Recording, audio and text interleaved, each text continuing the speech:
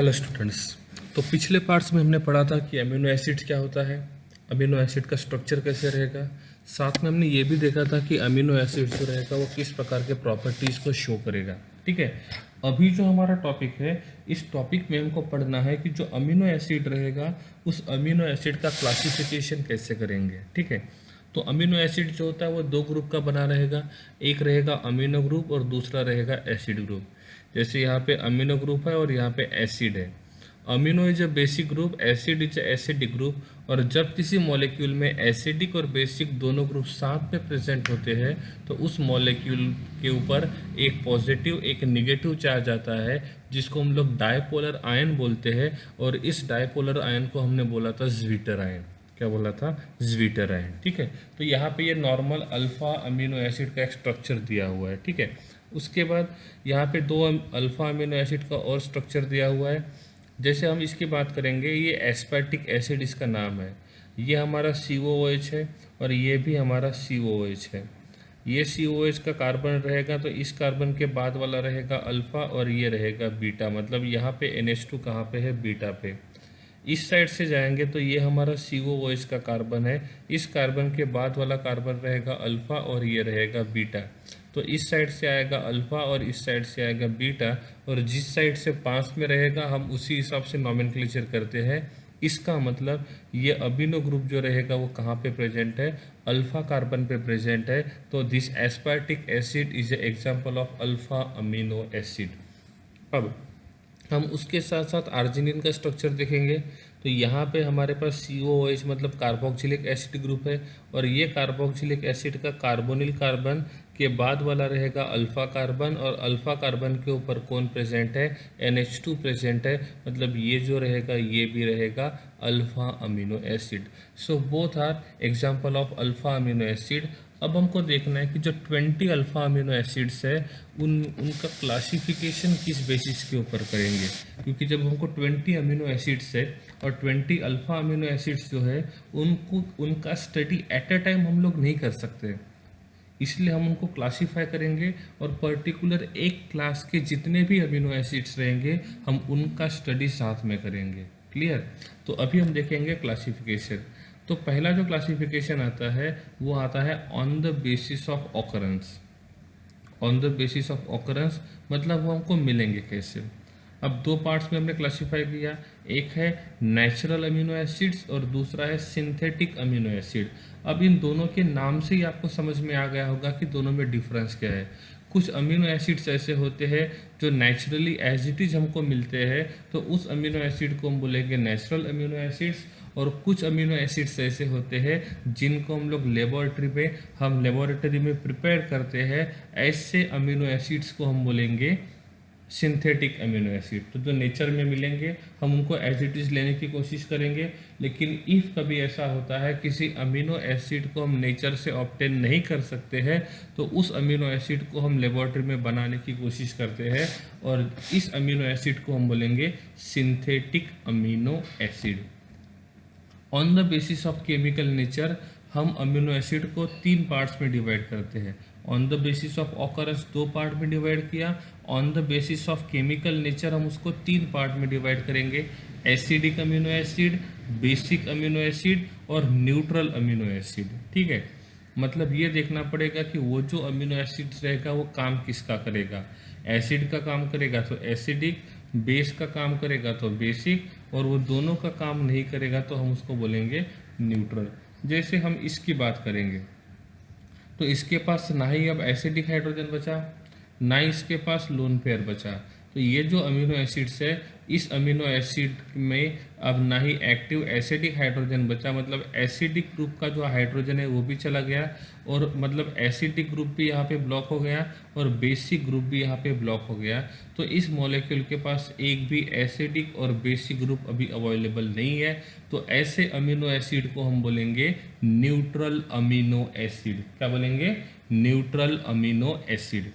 ठीक है, अब यहाँ पे बात करते हैं तो इस मॉलिक्यूल में 2 कार्बोक्सिलिक एसिड है, ये एक कार्बोक्सिलिक एसिड है और ये दूसरा कार्बोक्सिलिक एसिड है, मतलब 2 एसिडिक ग्रुप है और एक बेसिक ग्रुप है।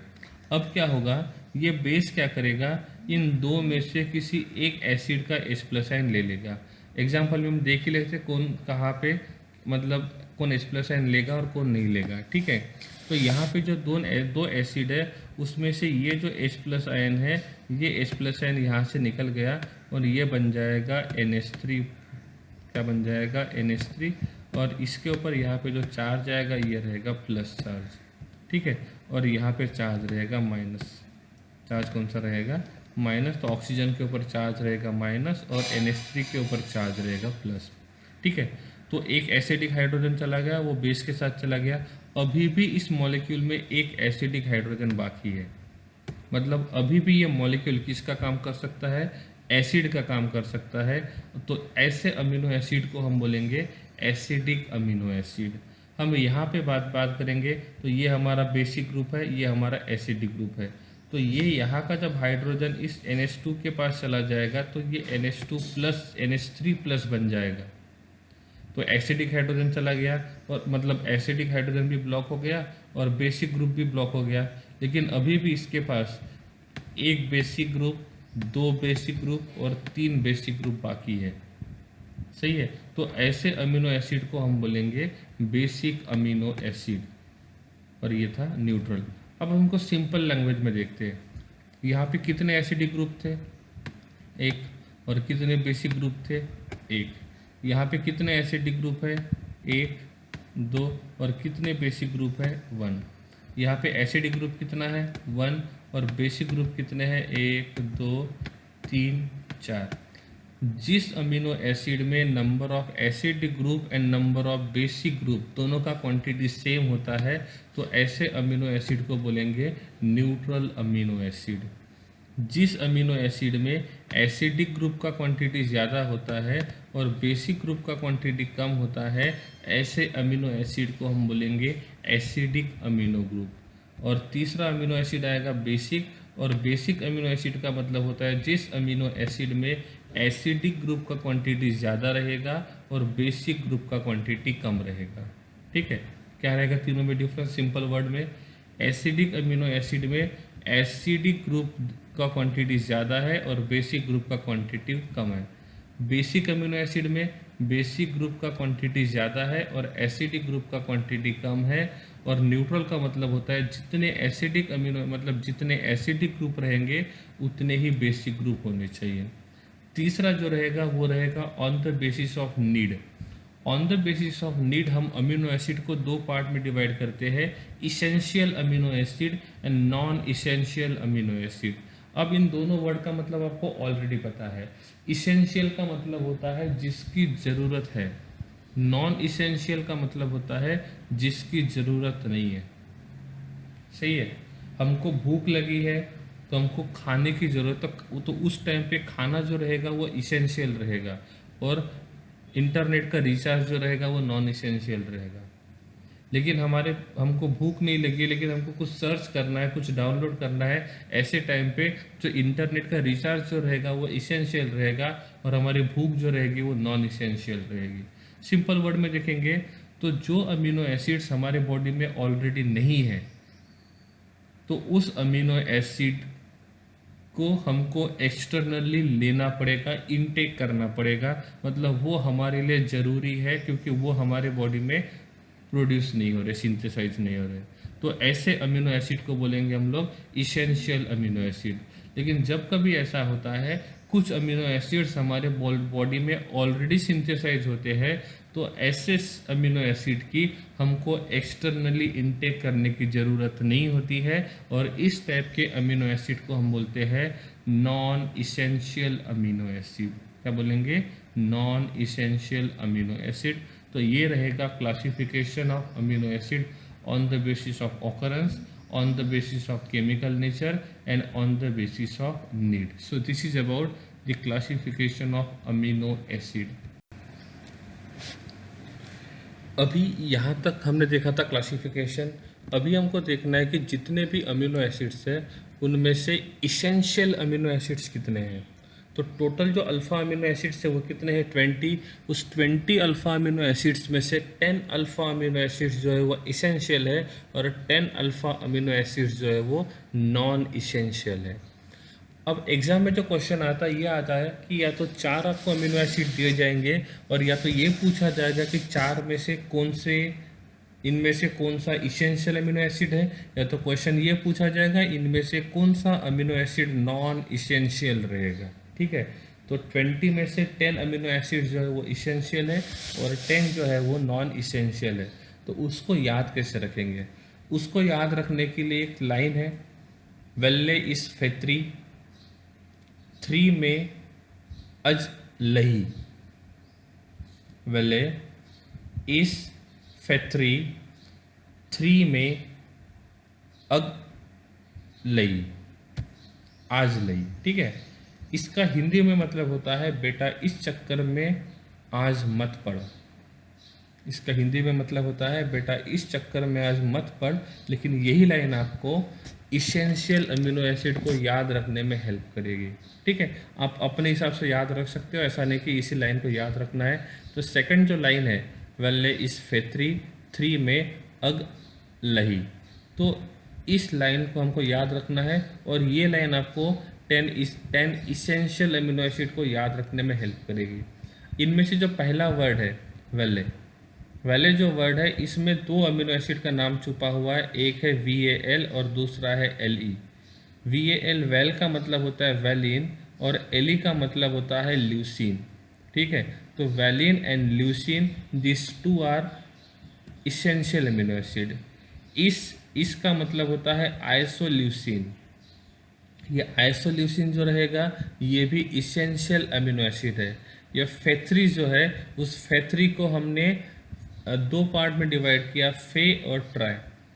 तो PHE का मतलब होता है फिनाइल एलेनिन और ट्राई का TRY का मतलब होता है ट्रिप्टोफॉन। TRY का मतलब होता है ट्रिप्टोफॉन। तो ये जो है ये भी इसेंशियल अमीनो एसिड्स है। यहाँ पे जो 3 है, 3 के लिए आता है थ्रियोनिन। क्या आएगा? थ्रियोनिन। मे के लिए आता है मिथियोनिन। एजी के लिए आएगा आर्जिनिन।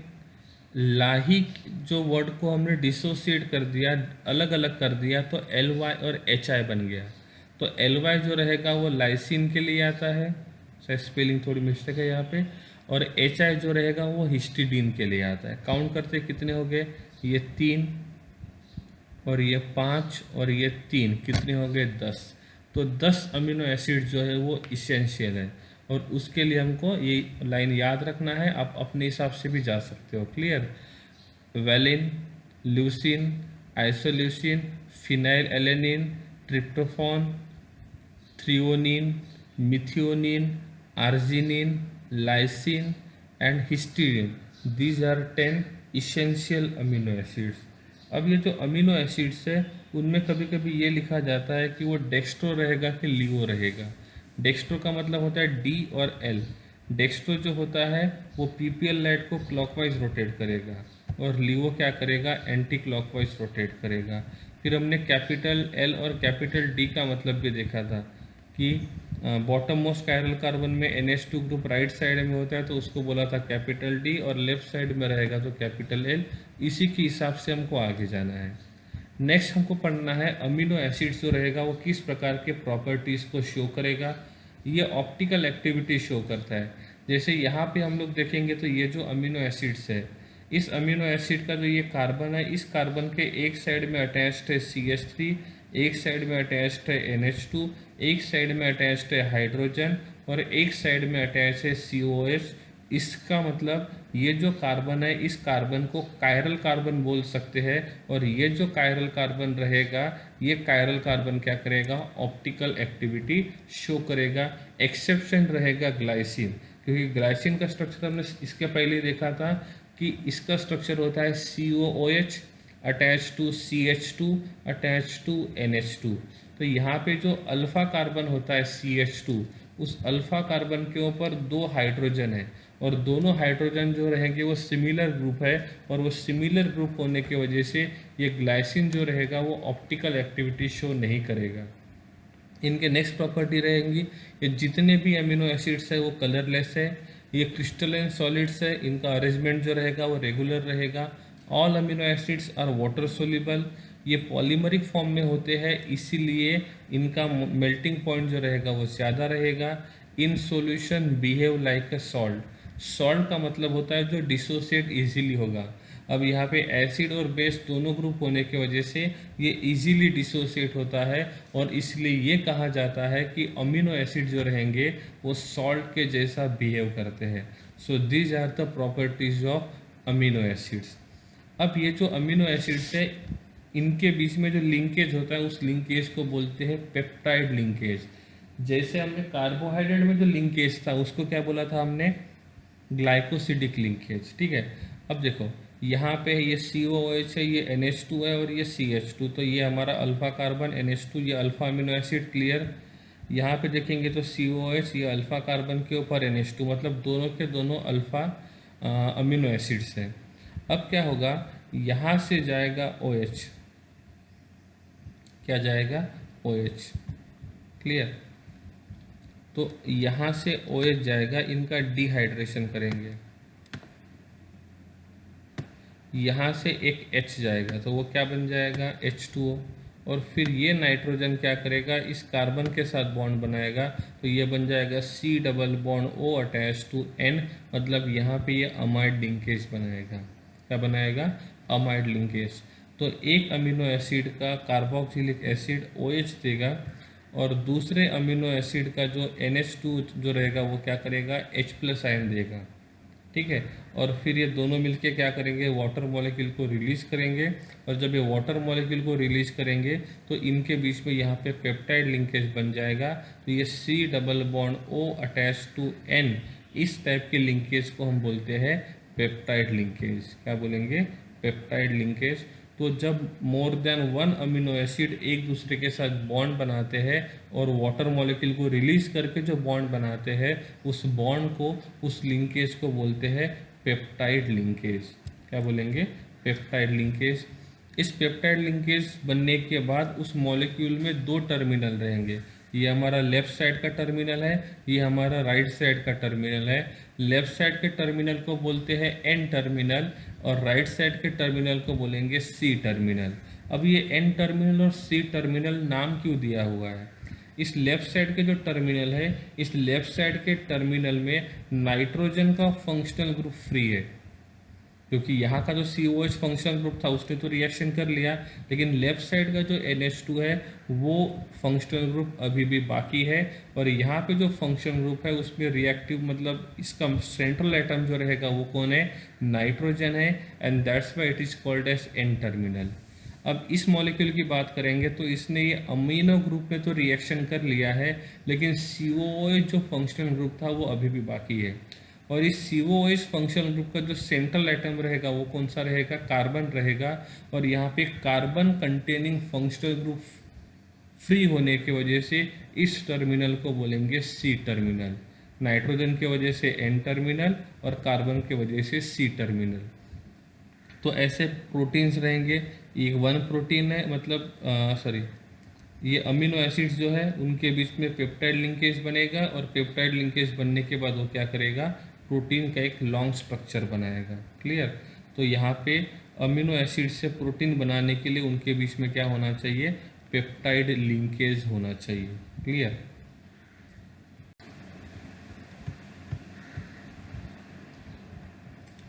अब ये जो अमीनो एसिड्स होते हैं इसका नाम कैसे करेंगे, naming of polypeptide start from that amino acid of which NH2 group is free, मतलब N टर्मिनल। अब मैंने बोला कि यहाँ पे हमारे पास दो अमीनो एसिड्स है, ये वन अमीनो एसिड और ये सेकंड अमीनो एसिड। अब इन दोनों को हमने क्या किया, कंबाइन किया। अब मैंने बोला कि यहाँ पे जो अमीनो एसिड, हमारे लेफ्ट साइड में जो अमीनो एसिड्स है इसका सिंबल लिखता हूँ मैं X, और राइट साइड में जो अमीनो एसिड है उसका सिंबल रहेगा Y। तो इसका नाम लिख सकता हूँ मैं XY, या तो मैं इसका नाम लिख सकता हूँ YX। लेकिन रूल ये कहता है कि हमको नाम उसी साइड से शुरू करना है जिस साइड में कौन सा टर्मिनल रहेगा, N टर्मिनल रहेगा।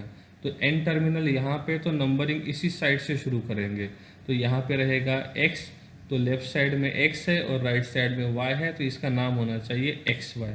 सपोज मैंने बोला कि यहाँ पे तीन अमीनो एसिड को हमने मिक्स किया, और तीनों के बीच में क्या बन गया, पेप्टाइड लिंकेज बन गया।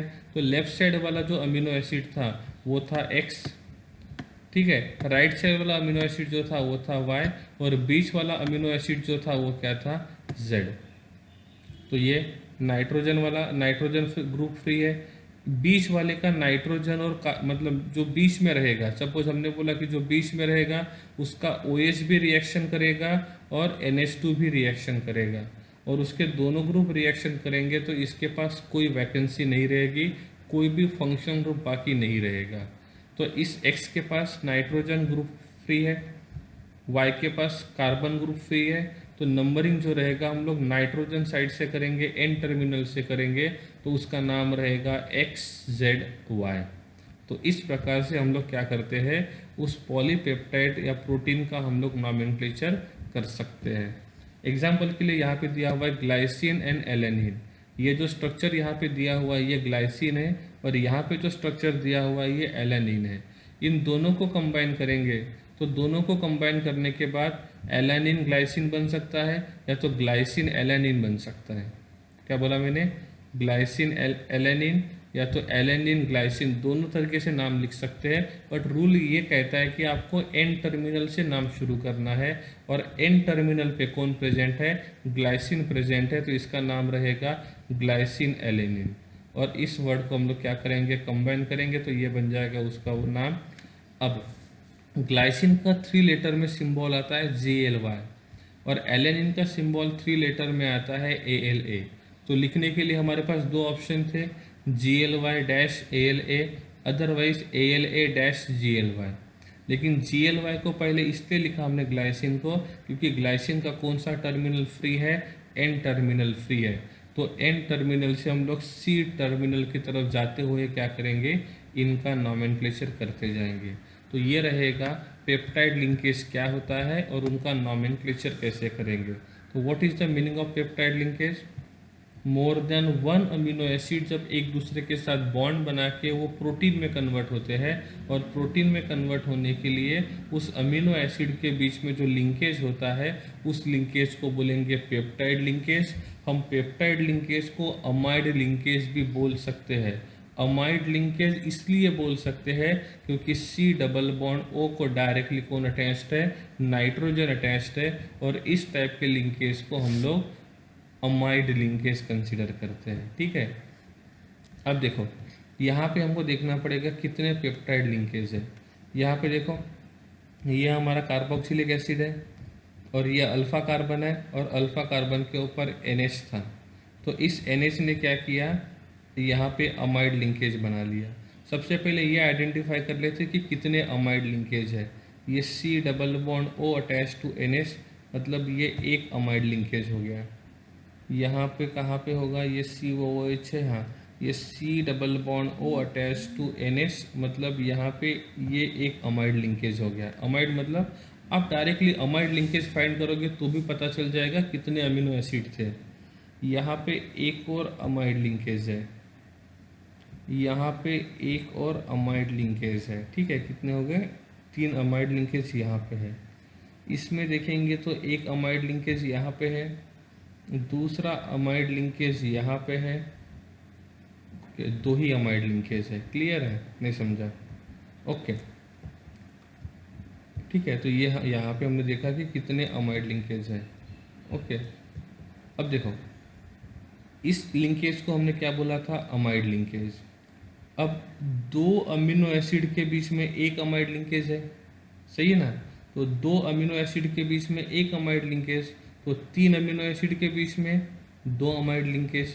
मतलब जितने अमीनो एसिड को हम लोग ज्वाइन करेंगे उससे एक अमाइड लिंकेज जो रहेगा वो कम रहेगा, क्योंकि अमाइड लिंक मतलब यहाँ पे अमीनो एसिड 2 है तो अमाइड लिंकेज कितना है, 1 है। अब यहाँ पे अमाइड लिंकेज कितना है, 1। इसका मतलब यहाँ पे अमीनो एसिड कितने होने चाहिए, 2। तो यहाँ पे मतलब ये जो था ये एक अमीनो एसिड था, और यहाँ पे ये जो है ये दूसरा अमीनो एसिड है। ठीक है, मतलब इस COH का OH चला गया और इस NH का H चला गया। तो इस प्रकार से 2 अमीनो एसिड को ज्वाइन करके हमने एक प्रोटीन बना लिया, और इसके पास एक अमाइड लिंकेज है, मतलब पेप्टाइड लिंकेज है। यहाँ पे ये रहेगा एक अमीनो एसिड, यहाँ से यहाँ तक रहेगा दूसरा अमीनो एसिड, यहाँ से यहाँ तक रहेगा तीसरा अमीनो एसिड, और यहाँ से यहाँ तक रहेगा चौथा अमीनो एसिड। मतलब यहाँ पे 1 2 3 4 अमीनो एसिड है। इसमें देखेंगे तो ये रहेगा हमारा 1 अमीनो एसिड, ये रहेगा हमारा सेकंड अमीनो एसिड, और ये रहेगा हमारा थर्ड अमीनो एसिड। तो इसके पास अमीनो एसिड कितने हैं? 3 है। तो जितने अमीनो एसिड है उससे एक अमाइड लिंकेज कम रहेगा, एक पेप्टाइड लिंकेज कम रहेगा। क्लियर है? अब यहाँ पे कितने अमीनो एसिड है? 2। तो इसको बोलते हैं डाइपेप्टाइड लिंकेज, क्योंकि 2 अमीनो एसिड के बीच में पेप्टाइड लिंकेज है, and that's why it is called as dipeptide linkage. यहाँ पे 3 अमीनो एसिड के बीच में पेप्टाइड लिंकेज है, and that's why it is called as tripeptide linkage. हम इनकी बात करेंगे तो यहाँ पे 1 2 3 4 अमीनो एसिड के बीच में पेप्टाइड लिंकेज है, तो इसको बोलेंगे हम लोग टेट्रा पेप्टाइड लिंकेज। और जब n number of amino acid के बीच में पेप्टाइड लिंकेज रहेगा तो उसको बोलेंगे पॉलीपेप्टाइड लिंकेज। क्या बोलेंगे? Polypeptide linkage. तो इस प्रकार से होता है dipeptide, tripeptide and tetrapeptide, also polypeptide. Dipeptide का मतलब ये नहीं होता है कि वहाँ पे 2 पेप्टाइड बॉन्ड्स रहेंगे, 2 अमाइड बॉन्ड रहेंगे। डाइपेप्टाइड का मतलब होता है उसमें 2 अल्फा अमीनो एसिड एक दूसरे के साथ अमाइड बॉन्ड के थ्रू, अमाइड लिंकेज के थ्रू, पेप्टाइड लिंकेज के थ्रू क्या करेंगे? एक दूसरे के साथ बॉन्ड बनाएंगे। So this is about the peptide linkage. अभी हमारा नेक्स्ट जो टॉपिक है ये है टाइप्स ऑफ प्रोटीन। अभी तो ये देखा कि प्रोटीन जो रहेगा वो किस प्रकार से रहेगा, उनका लिंकेज कैसा रहेगा, पेप्टाइड लिंकेज क्या रहेगा। अभी हमको पढ़ना है कि जो प्रोटीन है वो प्रोटीन कितने टाइप्स का होता है। तो प्रोटीन का 2 पार्ट्स में क्लासीफाई करेंगे, एक होता है फाइब्रस प्रोटीन और दूसरा होता है ग्लोब्यूलर। फाइब्रस मतलब ये इस प्रकार के फाइबर के फॉर्म में होता है, that's why it is called as the fibrous protein. ये ऐसा एक कॉम्प्लेक्स स्ट्रक्चर होता है, and that's why it is called as the globular protein. तो प्रोटीन के 2 पार्ट्स हैं, एक है फाइब्रस और टाइप्स है, और दूसरा रहेगा ग्लोब्यूलर। फाइब्रस जो रहेगा, the shape is like fibre and that's why it is called as fibrous. Simple सी बात है, common sense. 2 parallel chains are joint by hydrogen bonding and disulphide bond. ठीक है, अब यहाँ पे इनका कहना है कि ये एक चेन है और ये दूसरा चेन है, ये दोनों पैरेलल चेन है, और ये दोनों पैरेलल चेन एक दूसरे के साथ जॉइंट है, और इनको ज्वाइन करने में जो बॉन्ड हेल्प करेगा वो है हाइड्रोजन बॉन्डिंग, साथ में रहेगा डाइसल्फाइड बॉन्ड। हाइड्रोजन बॉन्डिंग आप यहाँ पे देख सकते हो, ये अमाइड लिंकेज का ये C डबल बॉन्ड O है। O is the strong electronegative atom जो हाइड्रोजन बॉन्डिंग बना सकता है। तो दूसरे चेन का नाइट्रोजन को अटैच है हाइड्रोजन, और ये हाइड्रोजन स्ट्रॉन्ग इलेक्ट्रोनेगेटिव नाइट्रोजन को अटैच होने की वजह से इस हाइड्रोजन को हम कंसीडर करेंगे कि वो एसिडिक हाइड्रोजन है, और ये एसिडिक हाइड्रोजन इस स्ट्रॉन्ग इलेक्ट्रोनेगेटिव के साथ बॉन्ड बनाएगा, तो इस बॉन्ड को बोलेंगे हाइड्रोजन बॉन्डिंग। आप यहाँ पे भी देख सकते हो, इस नाइट्रोजन के एसिडिक हाइड्रोजन ने इस ऑक्सीजन के साथ हाइड्रोजन बॉन्डिंग बना दिया। यहाँ पे भी हाइड्रोजन बॉन्डिंग दिखाई दे रही है, यहाँ पे भी हाइड्रोजन बॉन्डिंग दिखाई दे रही है। डाइसल्फाइड बॉन्ड का एग्जाम्पल हम लोग आगे देखेंगे, लेकिन उसका भी एग्जाम्पल देखेंगे थोड़ी देर के बाद। ठीक है, तो ये जो 2 पैरेलल चेन्स है, इन पैरेलल चेन को ज्वाइन करने के लिए हमने किसको यूज़ किया? हाइड्रोजन बॉन्ड को यूज़ किया। साथ में हम लोग डाइसल्फाइड बॉन्ड को भी यूज करते हैं।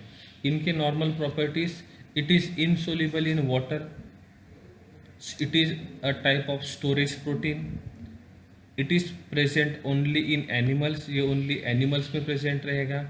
जैसे हमारे हेयर्स होते हैं वहाँ पे जो प्रोटीन्स रहेगा हेयर्स के अंदर, हेयर्स जो होते हैं वो फाइब्रस नेचर शो करते हैं, और वहाँ पे जो प्रोटीन है उस प्रोटीन का नाम रहेगा केराटिन। वैसे ही हमारे बॉडी के जो मसल्स होते हैं जो कि फाइबर जैसे स्ट्रक्चर शो करते हैं, तो वहाँ पे जो प्रोटीन प्रेजेंट रहेगा उस प्रोटीन का नाम रहेगा मायोसिन। ठीक है, तो इस प्रकार से these are the properties of fibrous protein. Globular protein जो रहेगा ये भी स्टोरेज प्रोटीन का काम करेगा, लेकिन ग्लोब्यूलर जो रहेगा वो वाटर में सोल्यूबल है और फाइब्रस जो रहेगा वो वाटर में इनसोल्यूबल है। इसका स्ट्रेट पैरेलल चेन होता है। यहाँ पे जो रहेगा वो कॉइल स्ट्रक्चर, आप देखोगे इस स्ट्रक्चर में बहुत सारे कॉइल्स आपको दिखाई दे रहे हैं, और वो कॉइल्स होने की वजह से हम इसको बोलते हैं कि ये क्या करेगा, कॉइल स्ट्रक्चर शो करेगा। ये बहुत कॉम्प्लेक्स स्ट्रक्चर होता है, और इस कॉम्प्लेक्स स्ट्रक्चर जो होता है, मतलब ये जो ग्लोब्यूलर प्रोटीन होता है, ये मेटाबॉलिक रिएक्शन करने के लिए क्या करेगा, हेल्प करता है। मतलब हमारे बॉडी के अंदर, हमारे सेल के अंदर जो रिएक्शंस होते हैं उस रिएक्शन को कंप्लीट करने में हेल्प करेगा। एग्जाम्पल के लिए हीमोग्लोबिन, तो ये जो स्ट्रक्चर है ये हीमोग्लोबिन का है।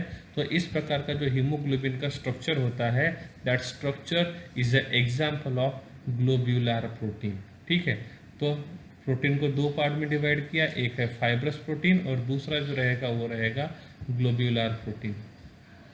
अब हम देखेंगे स्ट्रक्चर्स ऑफ प्रोटीन।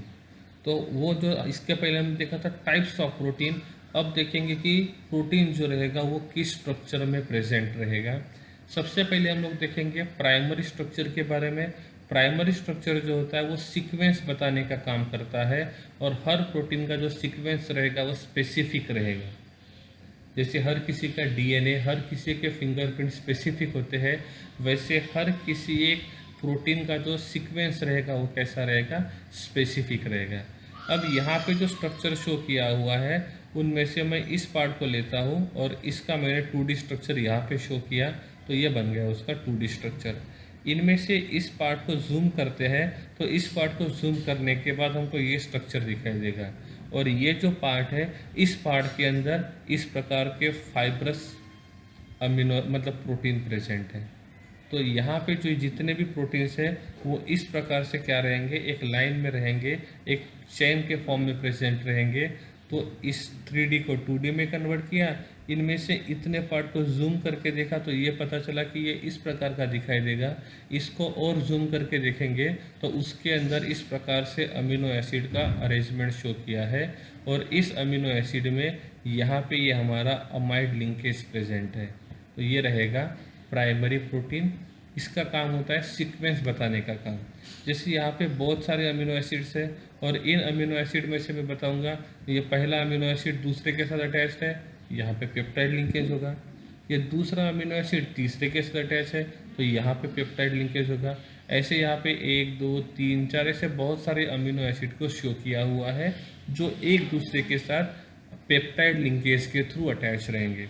अब ए को बी के साथ ज्वाइन किया, बी को सी के साथ, सी को डी के साथ और डी को ई के साथ ज्वाइन किया, तो इनका एक सीक्वेंस बन जाएगा। अब हम इन 5 को ही कंसिडर करते हैं। अब हम इन 5 को ही कंसिडर करेंगे, तो यहाँ पे नाइट एन टर्मिनल रहेगा और इसको हम लोग सी टर्मिनल बोलेंगे।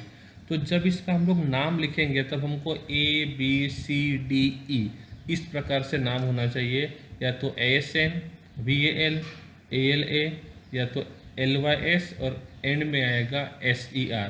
तो इनका सीक्वेंस जो रहेगा वो कैसा रहेगा, स्पेसिफिक। इफ़ हम इन दोनों को एक्सचेंज करके B की जगह C और C की जगह B लिखते हैं तो इनका वर्क और फंक्शन जो रहेगा वो चेंज हो जाएगा। मतलब इनका सीक्वेंस जो होता है वो स्पेसिफिक होता है। इफ सीक्वेंस चेंज हो जाएगा तो उस प्रोटीन का जो फंक्शन रहेगा वो भी क्या हो जाएगा, चेंज हो जाएगा। तो प्राइमरी स्ट्रक्चर जो होता है प्रोटीन का वो सिर्फ सीक्वेंस बताने का काम करता है कि उनका सीक्वेंस क्या होना चाहिए। तो जैसे यहाँ पे ये ABCDE का जो सीक्वेंस बताया है, ये सीक्वेंस बताने का काम करता है प्राइमरी प्रोटीन। अब सेकेंडरी स्ट्रक्चर जो होता है प्रोटीन का वो क्या होता है, पहले हमने इसको जूम करके देखा था। अब यहाँ पे जो कॉइल है इस कॉइल को हम लोग जूम करके देखेंगे, सही है। तो यहाँ पे जो कॉइल रहेगा इस कॉइल को हम लोग क्या करेंगे, जूम करके देखेंगे और फिर देखेंगे कि वो किस प्रकार के स्ट्रक्चर को क्या करता है, शो करता है। तो यहाँ पे जो स्ट्रक्चर है ये जो रहेगा ये सेकेंडरी स्ट्रक्चर रहेगा। तो प्राइमरी स्ट्रक्चर जो होता है वो एक सीक्वेंस बताने का काम करेगा कि वो कौन से सीक्वेंस में रहेगा, और सीक्वेंस का नंबरिंग कैसे होता है, नेम कैसा होता है, वो भी हमने स्टार्टिंग में पढ़ा था। अभी जो सेकेंडरी स्ट्रक्चर होता है वो किस प्रकार के प्रॉपर्टीज शो करेगा।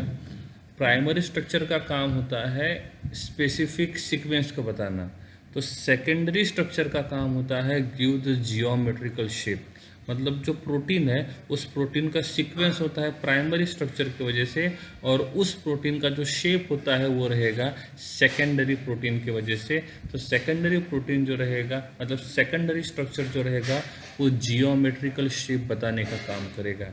ये जो सेकेंडरी स्ट्रक्चर होता है, वो सेकेंडरी स्ट्रक्चर में दो टाइप के मॉलिक्यूलर बॉन्डिंग होती है। एक होता है इंटरमॉलिक्यूलर और दूसरा रहेगा इंट्रामॉलिक्यूलर। सेम चेन के साथ बॉन्डिंग हो रही है तो उसको बोलेंगे इंट्रामॉलिक्यूलर, और दो डिफरेंट चेन के बीच में बॉन्डिंग हो रही है तो उसको बोलेंगे हम लोग इंटरमॉलिक्यूलर।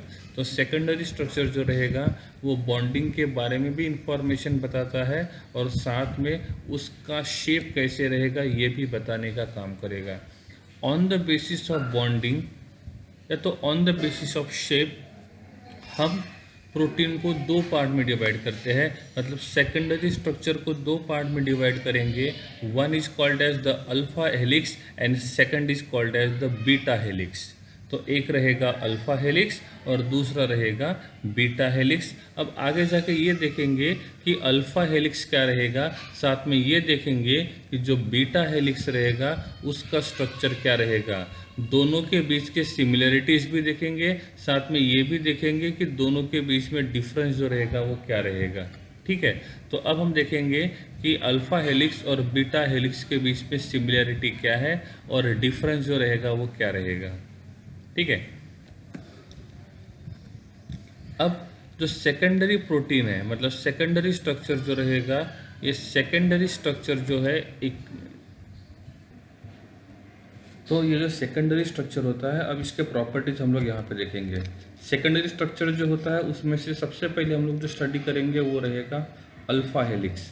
तो यहाँ पे जो स्ट्रक्चर शो किया हुआ है इस स्ट्रक्चर को हम बोलेंगे अल्फा हेलिक्स। ठीक है, तो आप इस स्ट्रक्चर को देखोगे तो ये दोनों स्ट्रक्चर जो रहेंगे वो सिमिलर दिख रहे हैं, और इस स्ट्रक्चर को हम लोग इसके साथ देखेंगे तो यहाँ से जूम करके ये स्ट्रक्चर बनाया, और ये हम देखेंगे तो ये इस प्रकार के हमको हेलिकल फॉर्म में दिख रहा है, और ये जो स्ट्रक्चर यहाँ पे हेलिकल फॉर्म में दिख रहा है ये सेकेंडरी स्ट्रक्चर है, और सेकेंडरी में से कौन सा रहेगा, अल्फा हेलिक्स रहेगा। तो why it is called as alpha helix, because ये जो रहेगा वो क्या रहेगा, हेलिकल स्ट्रक्चर में हेलिकल शेप शो करता है। It is screw right hand rule के हिसाब से होता है, या फिजिक्स में पढ़ते हो उस रूल के हिसाब से ये घूमते हुए जाता है और एक स्क्रू की तरह हमको दिखता है। It show intramolecular hydrogen bonding, मतलब यहाँ पे ये क्या करेगा, इंट्रामोलिकुलर हाइड्रोजन बॉन्डिंग शो करेगा। जैसे अब मैंने बोला कि यहाँ पे ये सी टर्मिनल है और ये जो रहेगा ये रहेगा एन टर्मिनल, सही है।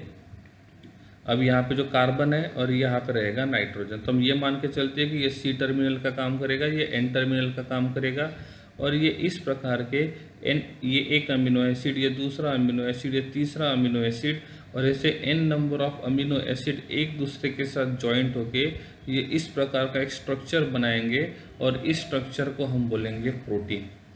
अब ये प्रोटीन का स्ट्रक्चर कौन सा है, तो ये सेकेंडरी स्ट्रक्चर है। सेकेंडरी स्ट्रक्चर प्राइमरी स्ट्रक्चर को मिलके बनता है। तो यहाँ पे जो सीक्वेंस है ये सीक्वेंस बताने का काम प्राइमरी ने किया था, तो ये सीक्वेंस जो रहेगा, अब सीक्वेंस होने के बाद अब मैंने बोला कि यहाँ का जो स्ट्रॉन्ग इलेक्ट्रोनेगेटिव एटम रहेगा वो उसी चेन के हाइड्रोजन के साथ हाइड्रोजन बॉन्डिंग बनाएगा। अब वो सेम चेन में देखो, यहाँ का स्ट्रॉन्ग इलेक्ट्रोनेगेटिव ऑक्सीजन इसके एसिडिक हाइड्रोजन के साथ बॉन्ड बना रहा है, यहाँ का स्ट्रॉन्ग इलेक्ट्रोनेगेटिव ऑक्सीजन इस एसिडिक हाइड्रोजन के साथ बॉन्ड बना रहा है, ये स्ट्रॉन्ग इलेक्ट्रोनेगेटिव ऑक्सीजन इस एसिडिक हाइड्रोजन के साथ बॉन्ड बना रहा है जो कि इस नाइट्रोजन के साथ अटैच था।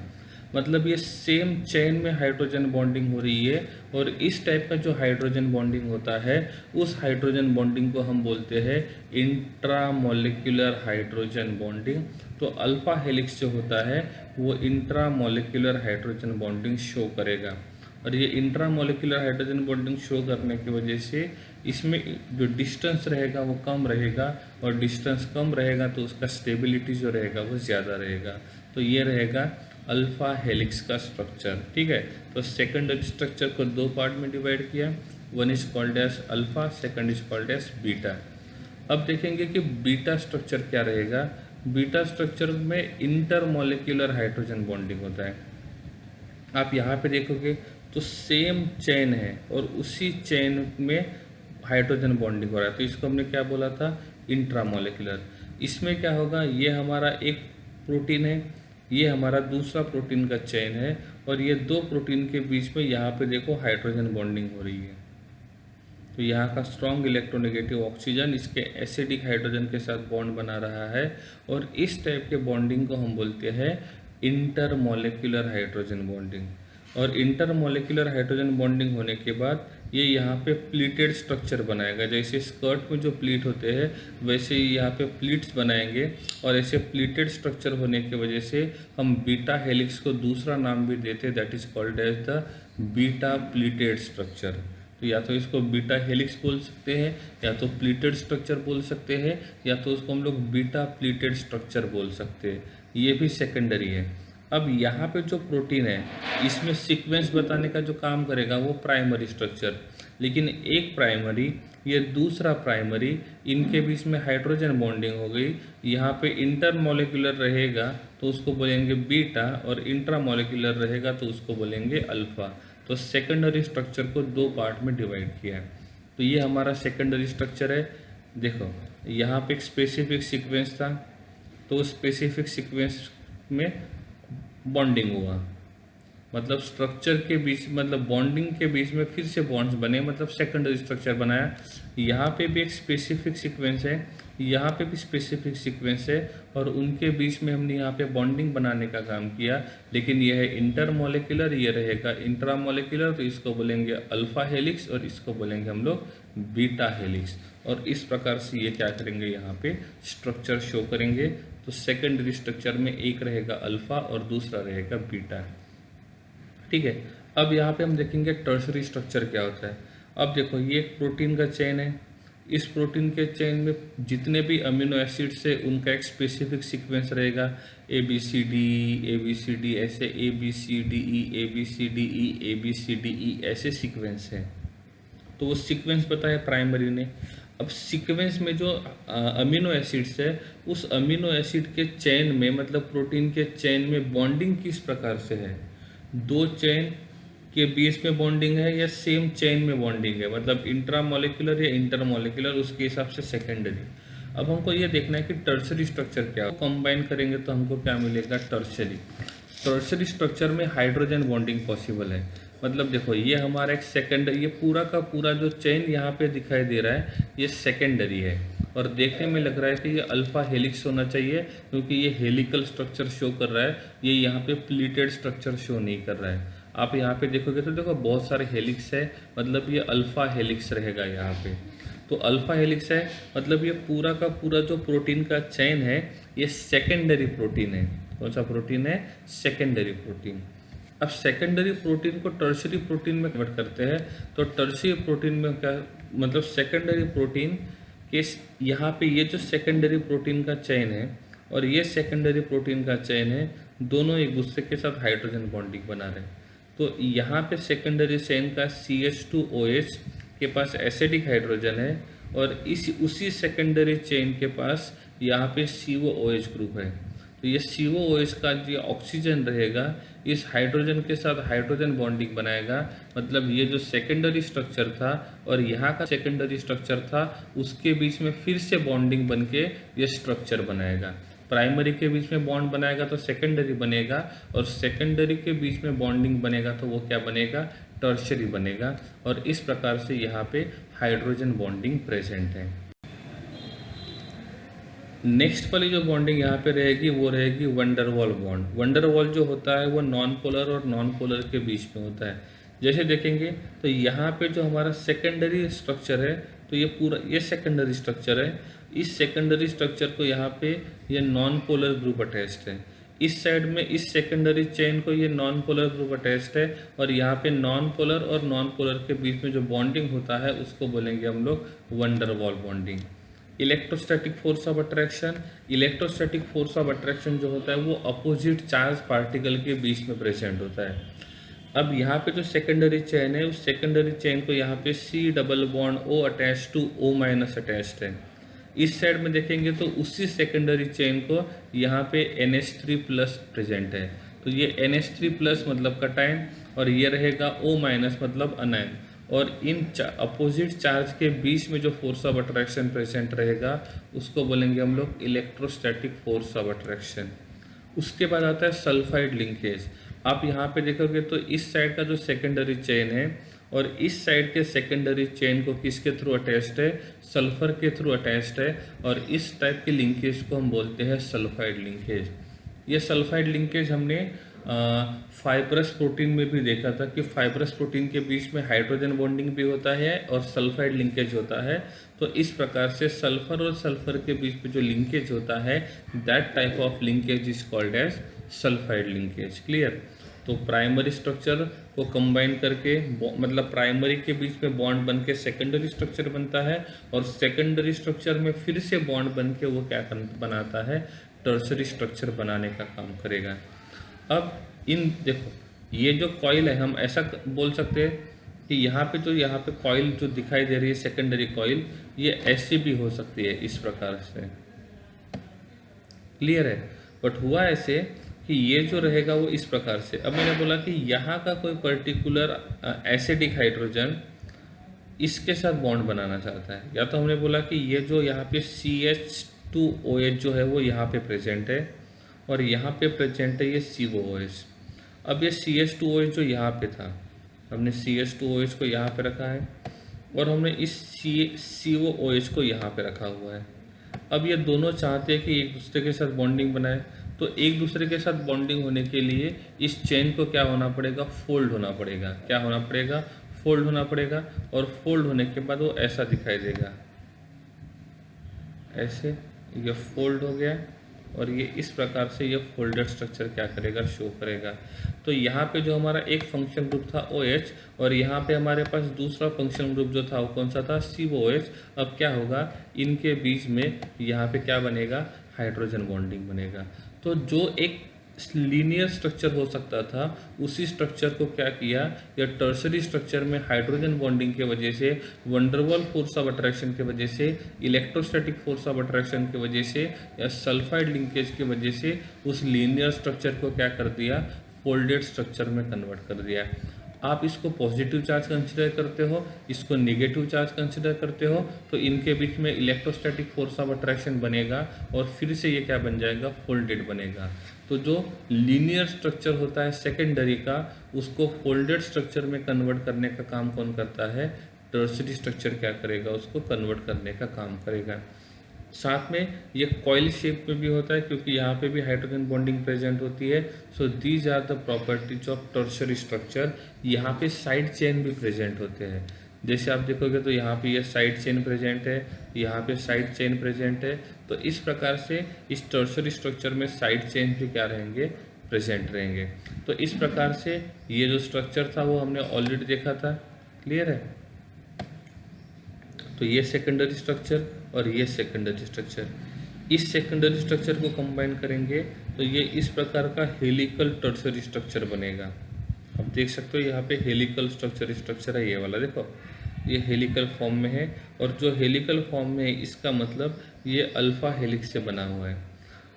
अब ये जो टर्शरी प्रोटीन है, इस टर्शरी प्रोटीन का आप ये पार्ट जो देखोगे तो देखो ये प्लीटेड के स्ट्रक्चर में है, और ये जो प्लीटेड के स्ट्रक्चर में मतलब इसका मतलब ये बीटा हेलिक्स या तो बीटा प्लीटेड होना चाहिए। मतलब ये जो टर्शरी है ये सेकेंडरी प्रोटीन का भी बना हुआ है, मतलब सेकेंडरी प्रोटीन का ही बना हुआ है, और ये सेकेंडरी प्रोटीन है बीटा और ये रहेगा अल्फा। आप इस रीजन में क्लियरली देख सकते हो कि हमको यहाँ पे अल्फा हेलिक्स दिखाई दे रहा है, आप यहाँ पे देख सकते हो कि हमको बीटा हेलिक्स जो है वो दिखाई दे रहा है। तो इस प्रकार से इस टर्सरी स्ट्रक्चर को बनाने के लिए हमने सेकेंडरी स्ट्रक्चर को क्या किया, यूज़ किया। नेक्स्ट वाला जो रहेगा वो रहेगा क्वाटरनरी। क्वाटरनरी के लिए सिंपल एक बार फिर से देखते हैं, ये हमारा जो स्ट्रक्चर था ये प्राइमरी था। प्राइमरी जो रहेगा वो उसके बाद ये सेकेंडरी बन गया, सेकेंडरी को कंबाइन किया तो टर्शरी बन गया, और टर्शरी को कंबाइन करेंगे तो यहाँ पे बन जाएगा क्वाटरनरी। मतलब ये जो क्वाटरनरी प्रोटीन है ये क्वाटरनरी प्रोटीन टर्शरी का बना हुआ है, टर्शरी जो है वो सेकेंडरी का बना हुआ है, सेकेंडरी जो रहेगा वो प्राइमरी का। जैसे ये जो स्ट्रक्चर यहाँ पे शो किया हुआ है ये हीमोग्लोबिन का है, इसका हीमोग्लोबिन का। हीमोग्लोबिन जो रहेगा वो 4 पार्ट से बना हुआ है, तो तो ये एक टर्शरी है, ये दूसरा टर्शरी है, ये तीसरा टर्शरी है, ये चौथा, और ये टर्शरी के बीच में बॉन्डिंग बनाने के बाद ये क्या बन जाएगा, क्वाटरनरी बन जाएगा। ये जो क्वाटरनरी है वो टर्शरी का बना हुआ है, इसके पास 3 टर्शरी प्रोटीन है, उस 3 टर्शरी प्रोटीन 4 टर्शरी प्रोटीन है, उन 4 टर्शरी प्रोटीन में से एक टर्शरी प्रोटीन को मैंने यहाँ यूज़ किया। ये हमने एक टर्शरी यूज़ किया, कहाँ से, ये क्वाटरनरी जो है वो टर्शरी का बना हुआ है। ये टर्शरी के अंदर यहाँ पे हमको ये हेलिकल फॉर्म दिखाई दे रहा है, मतलब ये रहेगा अल्फा हेलिक्स, और ये अल्फा हेलिक्स जो रहेगा ये सेकेंडरी स्ट्रक्चर है, इंट्रामोलेकुलर हाइड्रोजन बॉन्डिंग। और ये जो सेकेंडरी स्ट्रक्चर है इसके अंदर किस प्रकार का सीक्वेंस रहेगा ये बताने का काम करेगा ये प्राइमरी स्ट्रक्चर। तो प्राइमरी से सेकेंडरी, सेकेंडरी से टर्शरी, टर्शरी से क्वाटरनरी। वापस आएंगे तो क्वाटरनरी से हमको क्या मिल जाएगा, प्राइमरी स्ट्रक्चर मिल जाएगा। आप यहाँ पे हीमोग्लोबिन का स्ट्रक्चर देख सकते हो, इस पार्ट को हम बोलते हैं हीम पार्ट, और यहाँ पे जो पार्ट है इसको बोलेंगे हम लोग ग्लोबिन, मतलब प्रोटीन का चेन रहेगा। तो यहाँ पे ये जो चेन दिखाई दे रही है ये प्रोटीन की चेन है, और प्रोटीन के लिए वर्ड आता है ग्लोबिन, और यहाँ पे एफी प्रेजेंट है, मतलब हीम प्रेजेंट है, and that's why it is called as haemoglobin. तो हमारे ब्लड के अंदर जो हीमोग्लोबिन प्रेजेंट होता है उसका स्ट्रक्चर जो रहेगा वो इस प्रकार से रहेगा। यहाँ पे जो पार्ट है ये हीम है, और रिमेनिंग जो पार्ट है वो ग्लोबिन है, और दोनों को कंबाइन करेंगे तो क्या बन जाएगा, हीमोग्लोबिन। अब नेक्स्ट वाला जो टॉपिक आता है वो आता है डीनेचुरेशन ऑफ प्रोटीन। अभी तक हमने ये देखा कि प्राइमरी को क्वाटरनरी में कैसे कन्वर्ट करेंगे। प्राइमरी फोल्ड होकर सेकेंडरी बना, सेकेंडरी में और फोल्ड होकर टर्शरी बना, टर्शरी को और फोल्ड करेंगे तो क्या बनेगा, क्वाटरनरी बनेगा। मतलब हम लोग प्राइमरी से क्वाटरनरी की तरफ जा रहे हैं तो बॉन्ड्स बन रहे हैं, और क्वाटरनरी से प्राइमरी की तरफ आएंगे तो बॉन्ड टूटेंगे। अब प्राइमरी से क्वाटरनरी की तरफ जा रहे हैं, मतलब हम लोग इस डायरेक्शन में जा रहे हैं तो बॉन्ड्स बन रहे हैं। हम हीट देते हैं तो बॉन्ड टूटेगा, बॉन्ड टूटेगा तो क्वाटरनरी बन जाएगा, टर्शरी, टर्शरी बनेगा सेकेंडरी, सेकेंडरी बनेगा प्राइमरी। तो हम बॉन्ड को तोड़ेंगे तो हमको प्राइमरी मिलेगा, बॉन्ड्स बनाएंगे तो वो क्वाटरनरी बनेगा। ठीक है। अब डीनेचुरेशन का मतलब क्या होता है, change in the folding structure, मतलब जो स्ट्रक्चर फोल्डेड है, जैसे ये यहाँ पे जो फोल्डेड स्ट्रक्चर था, इस फोल्डेड स्ट्रक्चर को अनफोल्डेड बनाना है। मतलब ये जो फोल्डेड स्ट्रक्चर है ये अनफोल्डेड बन गया, और ये रहेगा प्राइमरी, और ये था क्वाटरनरी, या तो सेकेंडरी, टर्शरी बोल सकते हैं। तो इसको हम बोलते हैं डीनेचुरेशन। तो डीनेचुरेशन का मतलब होता है जो भी सेकेंडरी, टर्शरी या तो क्वाटरनरी प्रोटीन रहेगा उसको हम लोग हीट करेंगे, और हीट करेंगे, और हीट करने की वजह से उनके बीच का बॉन्डिंग टूटेगा, और वो सभी के सभी जो सेकेंडरी, टर्शरी और क्वाटरनरी प्रोटीन्स रहेंगे वो प्राइमरी प्रोटीन में कन्वर्ट हो जाएंगे, and this process is called as the denaturation. Denaturation होने के लिए 2 फैक्टर पॉसिबल है, या तो टेम्परेचर या तो पीएच। हम टेम्परेचर चेंज करते हैं तो भी डीनेचुरेशन होता है, और पीएच को चेंज करेंगे तो भी डीनेचुरेशन होता है। प्राइमरी के फंक्शन अलग है, सेकेंडरी स्ट्रक्चर के फंक्शन अलग है, टर्शरी प्रोटीन के स्ट्रक्चर अलग है, और मतलब क्वाटरनरी स्ट्रक्चर जो प्रोटीन का रहेगा उनके प्रॉपर्टीज जो रहेंगे वो भी अलग है। तो हर किसी के बायोलॉजिकल एक्टिविटीज़ जो रहेंगे वो अलग अलग रहेंगे। तो फोल्डेड स्ट्रक्चर को या तो सेकेंडरी, टर्शरी या तो क्वाटरनरी स्ट्रक्चर को प्राइमरी स्ट्रक्चर में कन्वर्ट करने का जो प्रोसेस होता है that is called as the denaturation of protein. ठीक है। तो इस प्रकार से हमने देखा कि डीनेचुरेशन ऑफ प्रोटीन जो रहेगा वो क्या करेगा, उस प्रोटीन के बायोलॉजिकल एक्टिविटी को लूज कराने का काम करेगा।